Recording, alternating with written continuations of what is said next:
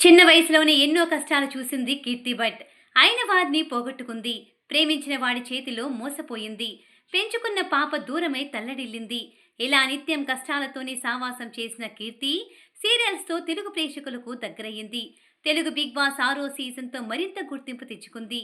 నటుడు విజయ్ కార్తీక్ని పెళ్లాడబోతున్న ఆమె అతడితో కలిసి ఒకే ఇంట్లో ఉంటుంది. విజయ్ కంటే ముందు కీర్తి ఓ వ్యక్తిని ప్రేమించగా అతడి చేతిలో దారుణంగా మోసపోయింది. తాజాగా ఓ ఇంటర్వ్యూలో కీర్తి మాజీ ప్రియుడి అరాచకాల్ని బయటపెట్టింది. నా పాటికి నేను పని చేసుకుంటూ పోతున్న సమయంలో ఓ వ్యక్తి నా వెనకాల పడ్డాడు. ఒకే సెట్లో ఉండేసరికి అతడి లవ్ ప్రపోజల్కి నేను ఓకే చెప్పాను.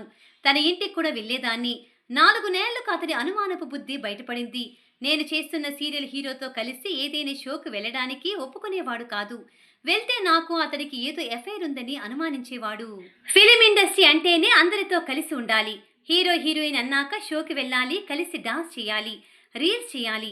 కానీ నేను ఏదీ చేయకూడదని ఆంక్షలు పెట్టేవాడు. ఎక్కడికి వెళ్ళినా అతడు అతడి తల్లి డౌట్ పడేవారు.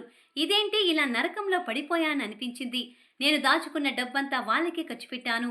దానికి ప్రతిఫలంగా వాళ్ళు సైకోలా ప్రవర్తించేవారు. బిగ్ బాస్కి వెళ్లే ముందు నేను దత్తత తీసుకున్న పాప చనిపోయింది. నాలో బ్రేకప్ అయ్యింది. అయితే పాప నా కూతురే కావచ్చన్న అనుమానంతో డిఎన్ఏ టెస్ట్ చేయించాలనుకున్నారు. వాళ్ళు డిఎన్ఏ టెస్ట్ అడిగినందుకు నేను భయంతో పాప చనిపోయిందని చెప్పా అని నోటికొచ్చింది వాగుతున్నారు. అది విని నాకెంత బాధేసిందో.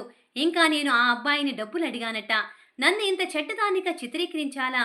ఇంతవరకు ఎన్నడూ అతడి గురించి చెడుగా మాట్లాడలేదు. అలాంటిది నేను ఎంత హర్ట్ అయి ఉంటే ఇప్పుడిదంతా చెప్తున్నాను. నాపై విషం కక్కిన ఆ వ్యక్తి జీవితంలో ఎదగకుండా అక్కడే ఆగిపోయాడు.